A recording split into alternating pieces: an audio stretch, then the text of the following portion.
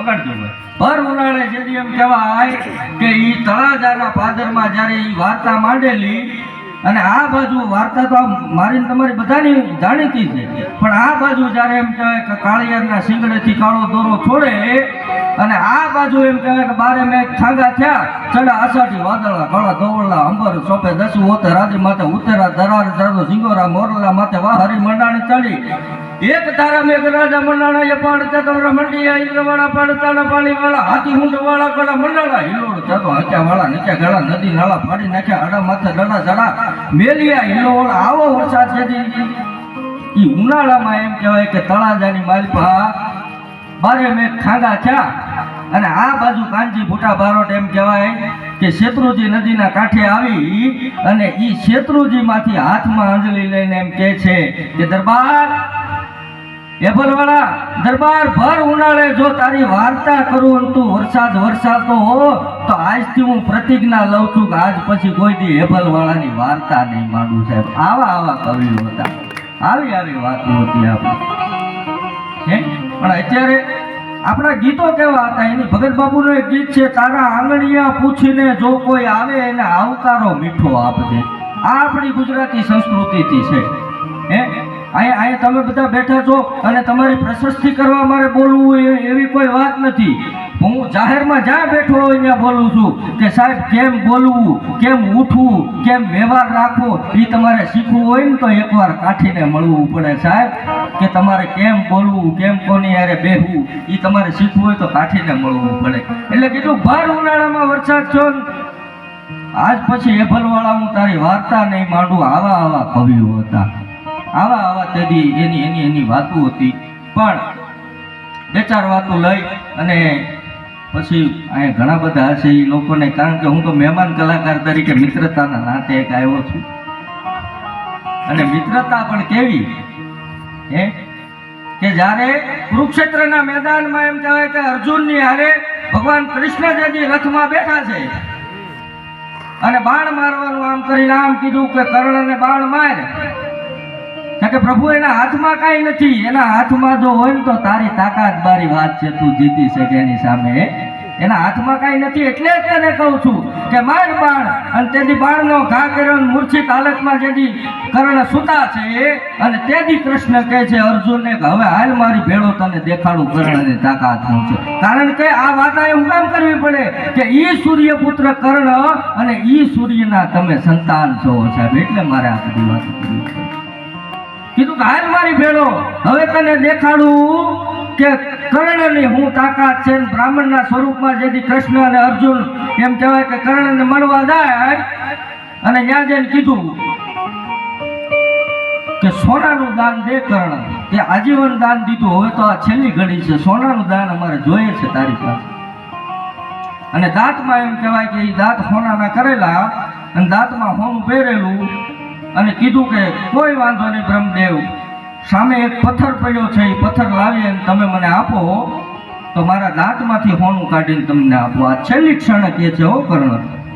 આ ખાનદાનીની વાતો છે, આ બધી આ ખુમારીની વાતો છે.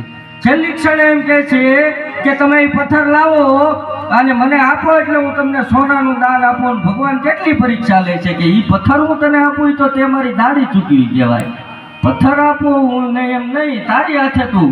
અને ઢહડાતા તેથી કર્ણ જાય છે અને પોતે દાંતમાંથી સોનું કાઢીને જ્યાં ભગવાનને આપે છે. એ બ્રાહ્મણ સ્વરૂપે આવેલા પણ ભગવાનને જ્યારે હાથમાં આપ્યું અને એમ કહેવાય કે કૃષ્ણ પરમાત્માએ જ્યારે પોતાનું સ્વરૂપ લીધું ને કીધું માગ કર્ણ માગ, આજ તું માગી આપી દેવું છે. અને તેથી સાહેબ આ સૂર્યપુત્ર કર્ણ જવાબ આપી શકે હું ભિક્ષુક પાસે દાન નથી માંગતો. તું મારો ભિક્ષુક થઈને આવ્યો તો હું ભિક્ષુક પાસે દાન નથી માંગતો સાહેબ. કારણ કે આ બધા આયોજન કરવા ને એ કોઈ નાની વાત નથી. ભાઈએ મને કીધું કે અમે આ બધો પરિવાર રહી છીએ, અમે 6 પેઢીએ થાય છે. મેં કીધું તમે 6 પેઢીએ ભેગા રહો છો ને એ મોટી વાત છે, ને કે 6 પેઢી થઈ ગઈ હોય ને ત્યાં તો 3 ફાટા પડી ગયા હોય. અમે આમ પણ અહીંયા જે તત્વ બેઠું છે, અહીંયા જે શક્તિ બેઠી છે, જે ગુરુદેવી એમ કહેવાય મોમાય બેઠી છે, ભગવાન આપણો ઈષ્ટદેવ સૂર્યનારાયણ બેઠો છે, એ આપણને એક કરીને રાખે છે.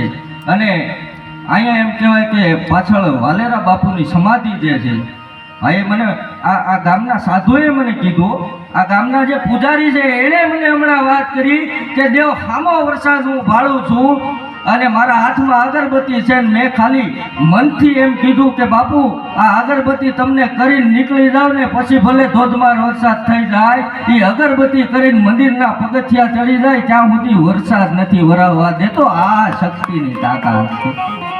આ વસ્તુ આમનામ નથી થતી સાહેબ. એક વાત એવી છે કે તમારામાં 3 પેઢીનું પુણ્ય હોય, તમારી પાસે 3 પેઢીનું પુણ્ય હોય ત્યારે તમારે ત્યાં એક દાતા જન્મે. તમારું 15 પેઢીનું પુણ્ય હોય ત્યારે તમારે ત્યાં એક સંત જન્મે. પણ એક જ દુહામાં જો આ સમાજને હું જ્યાં પણ કોઈ પણ જગ્યાએ જાઉં ત્યાં કહું છું, એક દુહામાં જો હું આ સમાજને એની ઓળખાણ આપતો તો જનની જણ તો ભગત જણ, કા જણ સુર દાતાર, નહીતર રેજે વાંધણી તારું મત ગુમાવીશ માન સાહેબ. આ ત્રણેય વસ્તુઓ જ્યાં થઈ છે, કારણ કે તમે વિચાર કરો કે ચલાળામાં દાન બાપુ જેવો સંત ક્યાં થઈ શકે, પાળિયાદમાં વિહામણ બાપુ જેવો સંત ક્યાં થઈ શકે.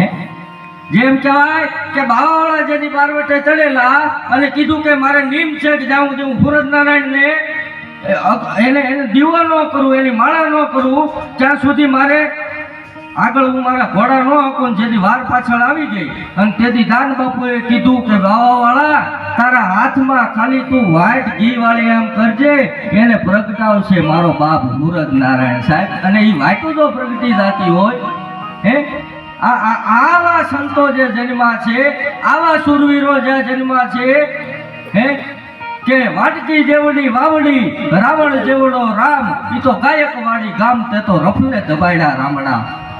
આવા સંતો ક્યાં થાય? અને આ જ પરિવારમાં તૂટી બે જૂના તણે પછી ફેહળિયું ફોજે અને બીપડિયું બંગલે તને જુએ જોગી દાસિયા સાહેબ.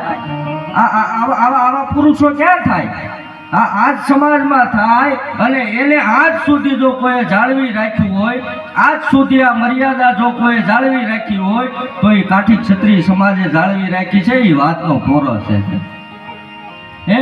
નકર તમે વિચાર કરો કે ભાવનગર સ્ટેટ અને મહારાણી નાનીબા જાત્રાએ નીકળે અને તેથી એમ કહેવાય કે એમની હારે 2 માણસો હોય ને એને કીધું કે આજ લૂંટી લઈ, હારે 2 કુંવરો છે એને મારી નાખી, તો આપણું વેર વળી જાય છે કે એમ નહીં, નાનીબા મારા બેન છે. આ ખાનદાની જતી પુરુષમાં હતી હે. નાનીબા છે એ મારા બેન છે અને એના ખોળામાં કુંવર છે એ મારા ભાણેજ છે. મારા કાંડાની બળે હું ભાવનગર સ્ટેટ માહિતી મારા ગામડા લઈ લઈશ. પણ આવી રીતના યુદ્ધો કોઈથી નથી લઈને કાઢ્યું હે. કારણ એટલે એને કહે છે કે વાઘ ચાલી અને પયાને વાળતા ધમક બોલે જીયા અશ્વધાકા, એ જીવની હટોહટ આબરૂ જાળવે દોયલા કરે નહીં કદી દાડા. અરે દળેલી હાકરું દૂધ સોખા દે ભલે તાપણા ભૂખના મલક તાપે, હાલ હોય પણ કોમ કાઠી તણી ઈ તો અટંકાય આબને થોપ આપે. જે આબને થોપ આપીને ઊભા છે હે. છપનિયા દુષ્કાળમાં બાપુએ મને વાત કરી કે વાલેરા બાપુએ જ્યારે છપનિયો દુષ્કાળ પીરો, ગીગા બાપુએ એનું ગીત આખું બનાવ્યું. મલે પડ્યો સપનો તરો હુકમ મહારાજનો, હું આગે જમાનો અને કળજગ આજનો. એવો કળજગ જેદી આવ્યો જેદી એમ કહેવાય કે ગાયે મકોડા ફરખિયા, જેદી ગાવું મકોડા ખાવા મળી હતી, જેદી હગા દીકરાને એની માવું ખાઈ જતી હતું, એવો દુષ્કાળ જેદી પડ્યો હતો. અને ઈ દુષ્કાળમાં આ વાલેરા બાપુએ એમ કહેવાય કે દિને રાત હદાવ્રત ચાલુ રાખ્યું હતું. આ એના સંતાનો જ આવા કાર્યો કરી શકે સાહેબ. આ જેવા તેવાની વાત નથી હે. જેનામાં દેવાની તાકાત હોય ભગવાન